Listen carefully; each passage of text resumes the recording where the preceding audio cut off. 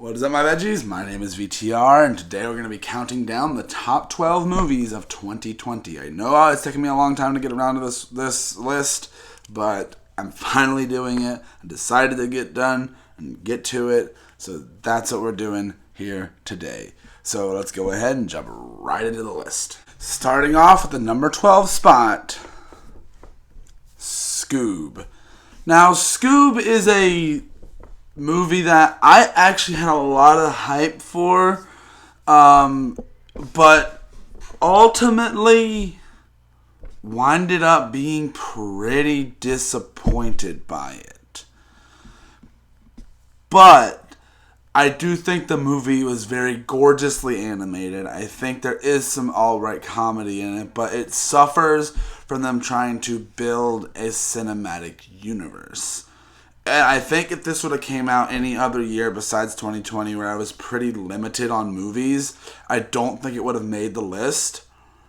But I did enjoy this movie, though. I didn't hate it. Because the animation alone is good. You get the original voice actor for Scooby, and he does a lot of... He does an alright job, but the big stinker for this movie is the fact that it didn't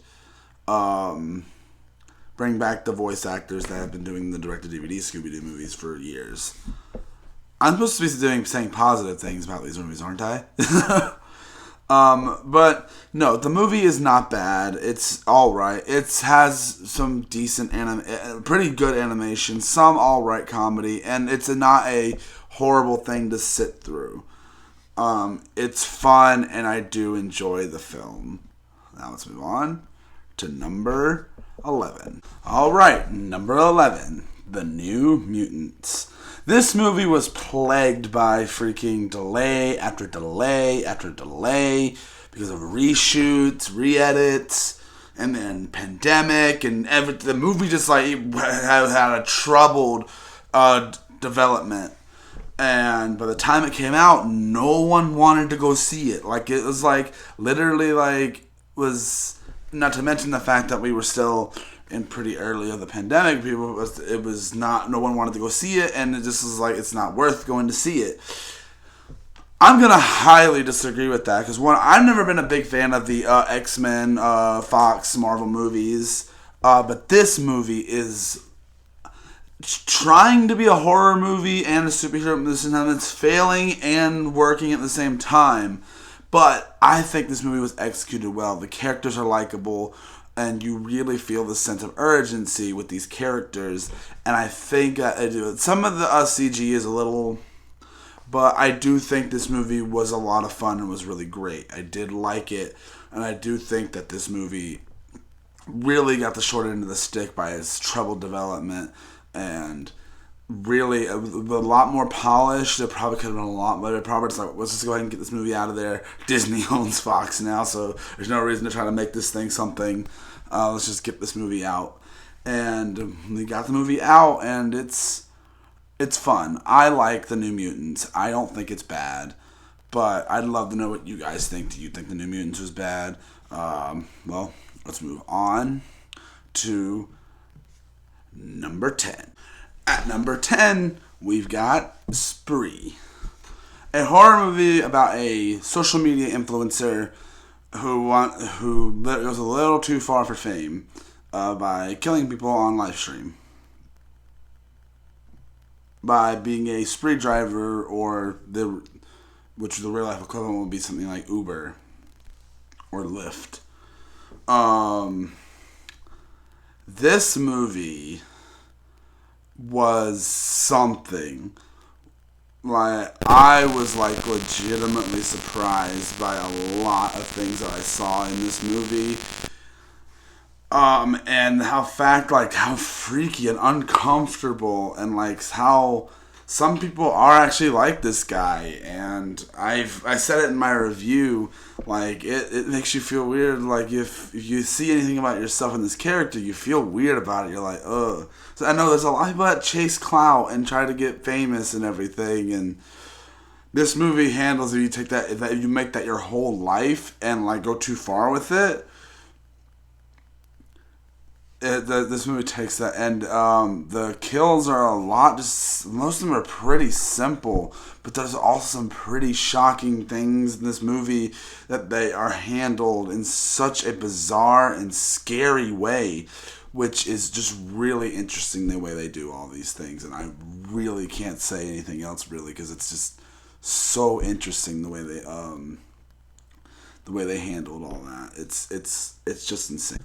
Okay, at number 9, we are looking at the Impractical Jokers movie, which surprisingly is just as fun as the show.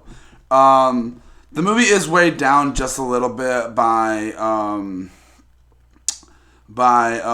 just being with having to implement plot into it, but besides that, it is fun, it is funny, and I feel like that they just did what they normally do, just had a lot of fun being the Impractical Jokers and just being a fun romp as a Impractical Jokers movie. It was a lot of fun, and I'm pretty sure this is the last movie I saw before lockdown happened. And this movie was a lot of fun, and I have watched it multiple times since because I am a huge Impractical Jokers fan. And yeah, let's move on over to number 8. This one's number 8. Number 8, we're talking about Birds of Prey, and I'm not saying the giant, fantabulous Harley Quinn thing. So, a lot of people had a bad taste in their mouth last time that Harley Quinn was on screen, and this was no exception. A lot of people did not like Harley Quinn in Suicide Squad. Well, a lot of people, this was the saving grace of Suicide Squad, sorry. And giving her her own movie was seen to be the next step. Because this clearly is a Harley Quinn movie. They don't really care about the rest of the Birds of Prey. This is a Harley Quinn movie.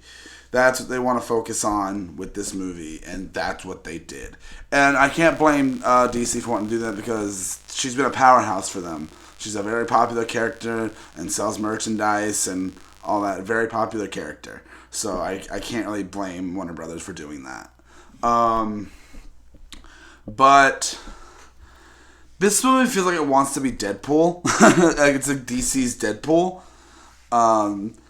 And that's kind of funny to me, and it also just isn't handled as well as you would hope at some points, but like, it's, Harley Quinn's a little OP at points, and the comedy I feel like works for the most part when it's with Harley, but when it tries to make it work with other characters, it's not as, like, there's some stuff in there, but like most of the comedy that works comes from Harley. The action in this is a lot of fun, you're getting a lot of fun with this, and the movie's not taking itself too seriously, which I think is a good thing for them to do for this kind of movie, and I think they handled it pretty well. Let's move on to number 7. Number 7, The Kissing Booth 2. I have a soft spot for the Kissing Booth movies, and the second one is definitely one of the better ones of the series. Going into this, I didn't have very high expectations, even though I surprisingly enjoyed the first one. I was expecting this one to probably fall more into the genericness, but no, I still enjoyed this one a lot, and it's a fun little romp. It's a fun little thing to pop on, and I think, like, obviously these are geared towards teenagers, and obviously I'm not that demographic. Just look at this. But I still did enjoy this movie, and I don't have much to say about it, but I did enjoy it, and I think it deserves a spot on the list from the movies that I saw in 2020. Let's move on to number 6. At number 6, we've got Candace Against the Universe. I actually was really surprised that I didn't even know this was a thing. I was looking forward to this because, one, I'm a massive Phineas and Ferb fan. It was kind of an obsession throughout, like, fourth to fifth grade. It was kind of like my obsession for a while. And going into this, I was super excited. It is weaker than the other Phineas and Ferb movie, Across the Second Dimension, which I will review one day. Do not worry, I will review it. But this movie is a lot of fun.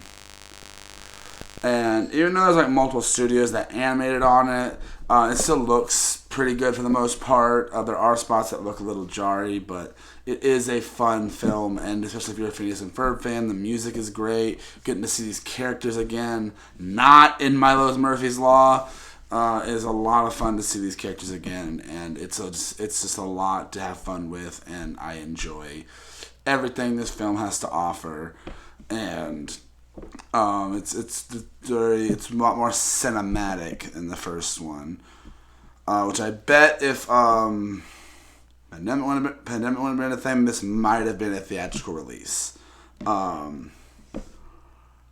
but that's all I got to say for this one. Let's move on to number 5. At number 5, we've got Onward.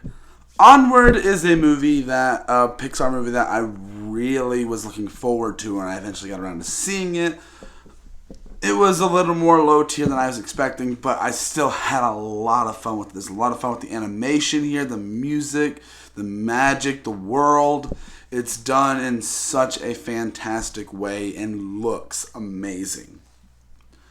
I think the movie is a lot of fun. I like Tom Holland and Chris Pratt as these brother characters. It's a really good story about brothers and dads, and just it's a really well story, and it's executed so excellently. And I think there's just so much to be done with this, and I really would love to see like an animated series set in this world. I would not mind that. Pixar, get on that. Now let's get on to number 4. At number 4, we've got The Invisible Man, a movie that I really didn't enjoy the first time I saw it. But the more and more I thought about it, and the more and more I was like, okay, this is actually a well-done movie, and it definitely takes on a lot more themes than just an invisible person killing people. And it really does well with that. And I think that The Invisible Man is a great movie and was actually surprisingly a lot better than I initially thought after I watched it the first time. I'm still not the biggest fan of the invisibility being from this camera suit thing. I'm not a big fan of that still. But I still think it's pretty cool how they handled this film and did their own take on the Invisible Man story. I think they did a great job with that. Let's move on to number 3. At number 3, we have Freaky. I actually was really disappointed that I didn't see this in theaters, but I just didn't get around to it for some reason. But this is a really well done horror movie. It is a lot of fun with the Freaky Friday premise of the switching bodies of the serial killer and the teenage girl switching a body with an adult man who's a serial killer. The movie has some great practical effects, gets some great kills, and the movie is just a lot of fun for the horror genre. I like them taking these other movie concepts and turning them into a horror movie, which I really liked that this movie did, and did it very well. I had a lot of fun with it, and I think the movie was a lot of fun. And I do think that I want to see more movies like this, and it was just a lot of fun. Let's move on to number 2. At number 2, we've got Soul. This movie has excuse the pun, but a lot of soul. The music they use in this movie, the animation is just phenomenal. Pixar does an amazing job with this movie. It looks great. It sounds great. The message is very mature. It shines more at different points in the movie. Like the parts that try to be funny for like the kids and everything, like that's didn't really grab me as much. But the visuals and the world and the way the animation is and just all of it looks so beautiful, and just I can't help but fall in love with this movie, and it looks fantastic. Now, before we get on to our number 1 spot, let us do some honorable mentions. And maybe a few dishonorable. The Wrong Missy was definitely the worst movie I saw in 2020. This movie was not good, and I only watched it because a friend of mine, we were all in a Discord call, and he's like, we should watch this movie, and this is a really bad movie with really bad comedy, and it's just not good. Love and Monsters was a movie I relatively enjoyed, and originally thought it would make a spot on the list, but just because it didn't make a spot on the list does not mean it's not a fun movie. It's just not as good as some of the others on this list. Dolittle was just bad. That's really all I can say about it. Wonder Woman 1984 was just a major disappointment. I was really looking forward to this movie because I really enjoyed the first one. And this just was not good, and it was very much disappointing. There was some enjoyment out of it, like in the first 15 minutes, but most of the movie I was just not feeling it. The Babysitter Killer Queen undoes some stuff from the first one that makes me just not like this movie that much, but I still had a little bit of a fun time with it. An American Pickle, it's fine, I guess. I'm not a huge Seth Rogen fan. I thought the movie was pretty funny, though, but I'm just not a huge Seth Rogen fan. And the movie's got its flaws, but it's all right. Animal Crackers, a simple little animated film. Nothing great, nothing bad. To All the Boys, P.S., I Still Love You. I don't even know what to say on this one. This is just a disappointment compared to the first film. And our number one spot goes to Sonic the Hedgehog, obviously. From a movie that everyone thought was going to be really, really bad because of the initial trailer we got, turned out to be probably my favorite movie of the year. It was being rivaled with some others of the list. My list has now been shuffled around, and this movie is so much fun, and I really enjoyed the heck out of this movie. I think it is great. I think it is a lot of fun. Jim Carrey is great, and the guy that voices Sonic is great. Even the side characters are really a lot of fun, and just enjoying every minute of this. It's a simple story, but it's a lot of fun. And obviously they're saving their big ammunition for the upcoming sequel, but this movie is just jaw smacked, full of fun, and it's just a lot of fun to just sit back, relax, and watch this movie now and again.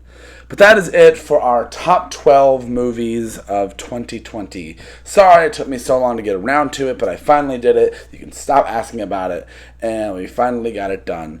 So I also got to get around to doing my 2021 top 12, but I'm still getting caught up on a few movies for that as of recording, so bear with me. But I will see you guys in the next video. Bye!